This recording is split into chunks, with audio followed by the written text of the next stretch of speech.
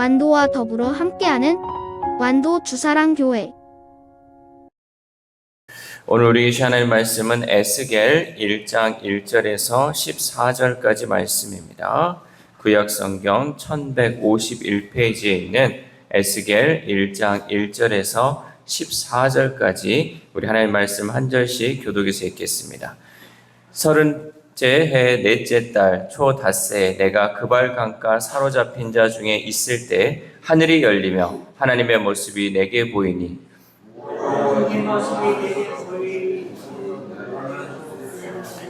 갈대아 땅 그발 강가에서 여호와의 말씀이 부시의 아들 제사장 나 에스겔에게 특별히 임하고 여호와의 권능이 내 위에 있으니라.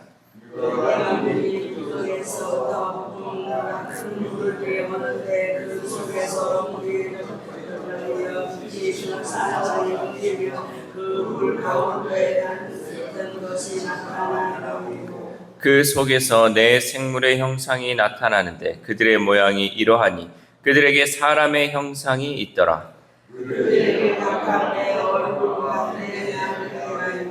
그들의 다리는 곧은 다리요 그들의 발바닥은 송아지 발바닥 같고 광랭 구리같이 빛나며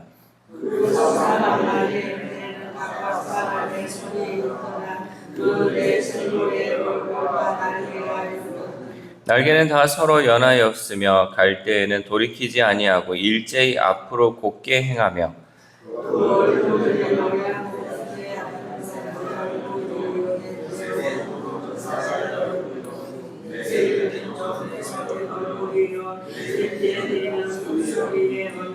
그 얼굴은 그러하며 그 날개는 들어 펴서 각기 둘씩 서로 연하였고 또 둘은 몸을 가렸으며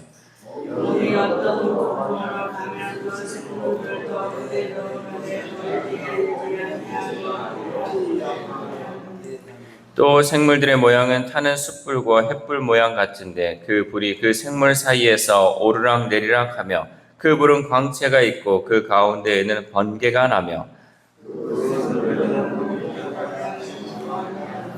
아멘. 할렐루야. 오늘도 하나님 주시는 말씀을 통하여 오늘 하루 하나님의 은혜로 살아가는 귀한 하루 되시기를 소망합니다. 우리가 오늘부터 이제 에스겔 말씀을 나누고자 합니다. 이 에스겔은 바벨론 2차 침공 때 포로가 된 사람들 중에 한 명이 이 에스겔입니다.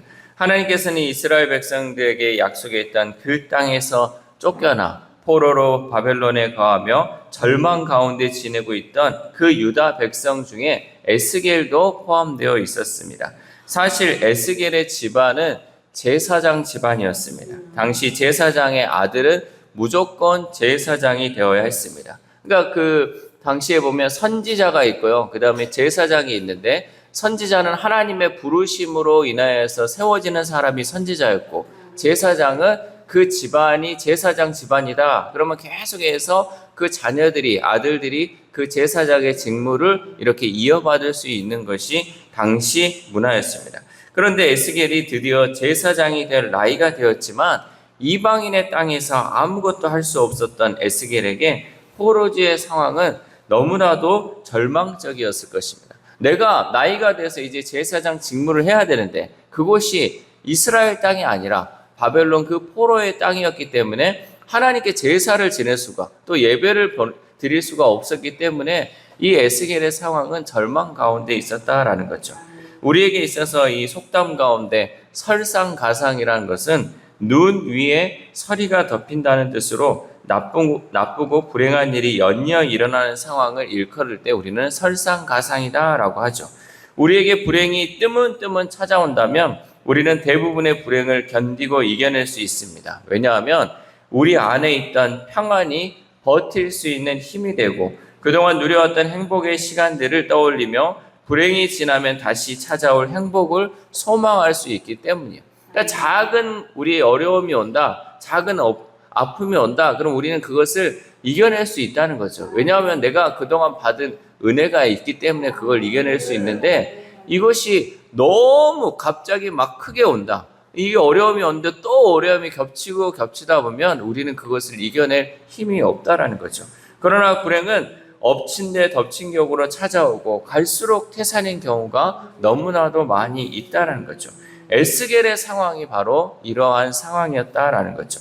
이러한 절망적인 상황 가운데 하나님의 영광이 에스겔에게 나타났습니다. 우리 1절 말씀 시작. 30째 해 넷째 달 초닷새에 내가 그발 강가 사로잡힌 자 중에 있을 때에 하늘이 열리며 하나님의 모습이 내게 보이니. 아멘. 여러분 이 말씀을 보면요, 30째 해 자기가 이제 30살이 되었고요, 내가 정말 절망 가운데 그발 강가에서 사로잡힌 자 중에 있었다. 여러분 우리가 막 너무 외롭고 힘들고 낙심이 들면 뭐 강 앞에 간다든지 바다 앞에 가서 거기에서 절망적인 상황 가운데 있다라는 것을 보여주는 상황이에요. 그때 어떠냐?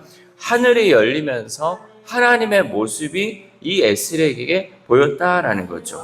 에스겔은 그곳이 갈대아 땅이었다는 것을 전하고 자신이 제사장 혈통으로 30세가 되어 사역을 시작할 나이에 하나님의 모습이 보였다라는 것을 강조했습니다. 또 3절 말씀 읽겠습니다. 3절 시작.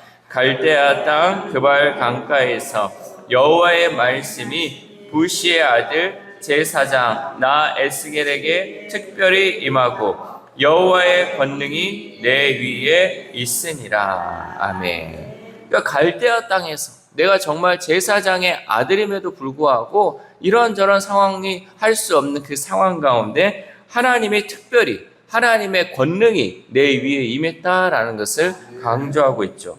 아무것도 할 수 없었던 그였지만 에스겔에게 하나님의 권능이 임했다라는 거죠.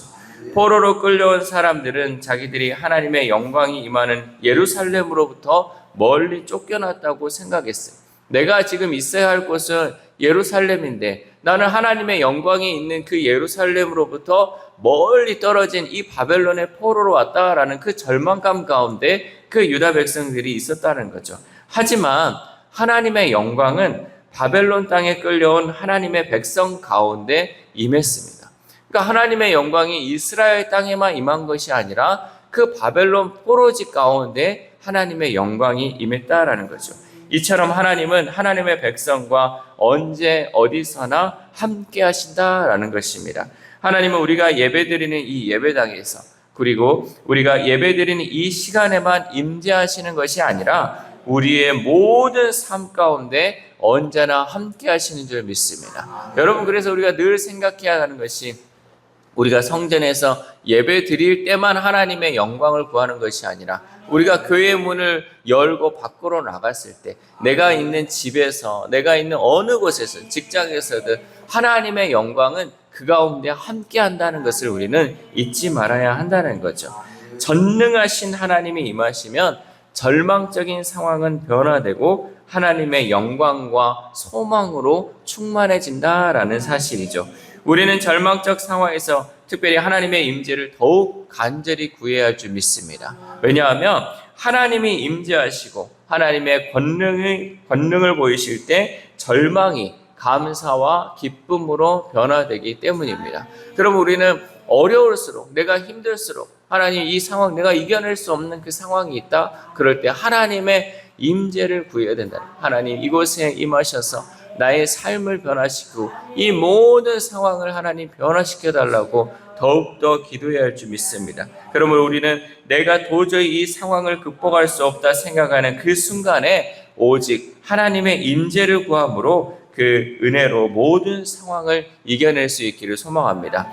에스겔은 또한 사람의 모습을 닮은 네 생물을 보았습니다. 우리 5절 말씀 시작. 그 속에서 네 생물의 형상이 나타나는데 그들의 모양이 이러하니 그들에게 사람의 형상이 있더라. 아멘.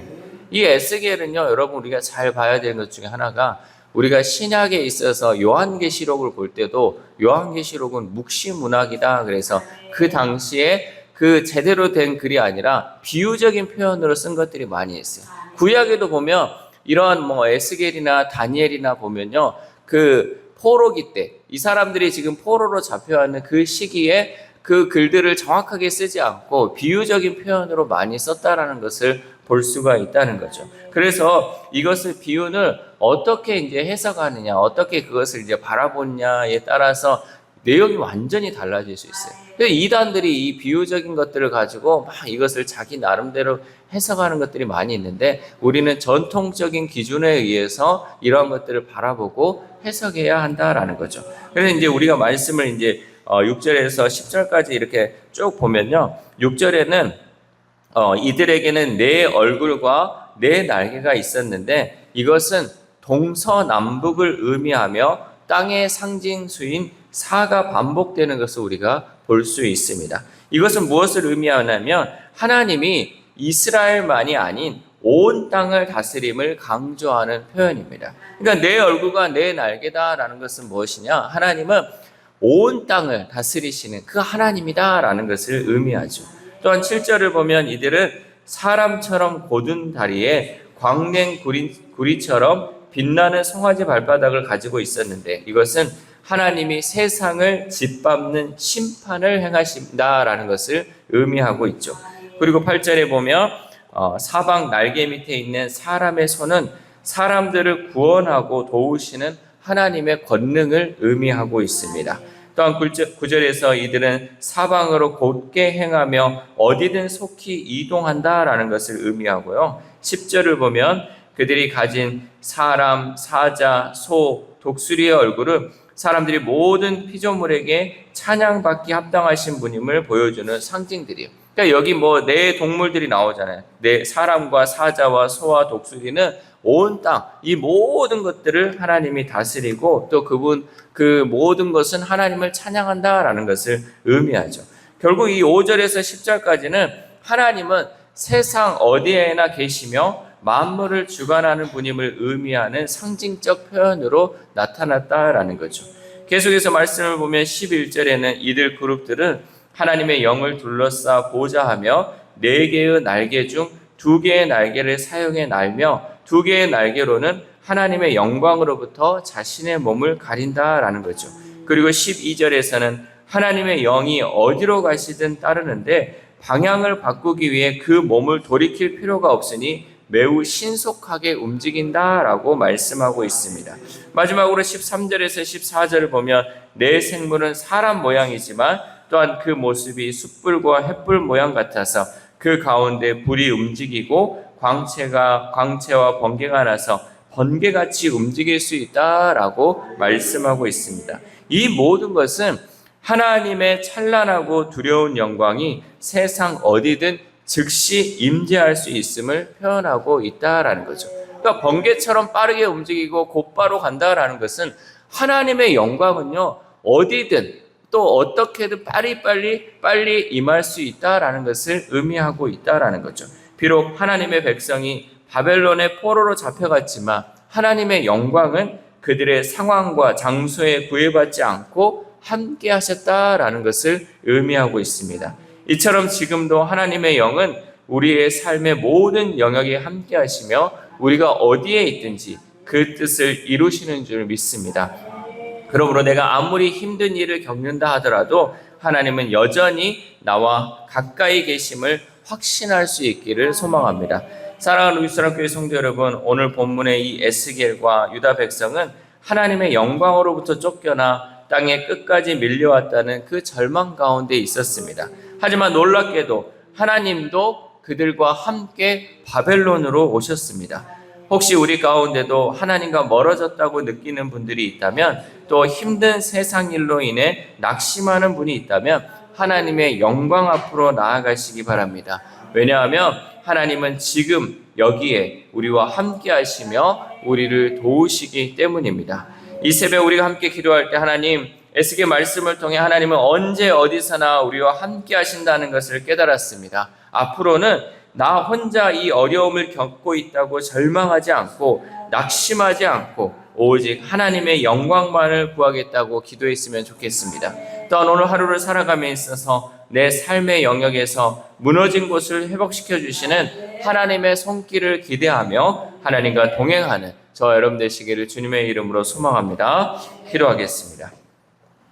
하나님 감사합니다. 오늘부터 이 에스겔 말씀을 통하여서 또한 하나님 우리에게 주실 그 은혜를 기대하며 말씀으로 나아오게 하심에 감사를 드립니다. 하나님, 비록 이 구약 성경의 이 선지서들이 어려운 말씀들이 많이 있고 우리가 이해하지 못하는 것들이 많이 있지만 성령 하나님께서 우리의 눈을 밝혀주심을 통하여서 하나님의 말씀이 깨달아지게 하시고 하나님의 말씀을 통하여서 그것이 내 삶 가운데 나를 도우시고 나와 함께 하시는 그 하나님의 말씀으로 이해될 수 있도록 우리를 도와주시옵소서. 그래 주의 말씀이 정말 내 삶 가운데 내가 어디에 있든지 간에 늘 나와 함께 하시는 그 하나님을 경험할 수 있는 우리 주사랑 공동체 될 수 있도록 도와주시옵소서. 특별히 하나님, 우리가 많이 배우지도 못하였습니다. 하나님, 우리가 알지 못하는 것들이 너무나도 많이 있습니다. 하나님, 그렇기에 우리가 더욱더 하나님의 은혜를 필요로 합니다.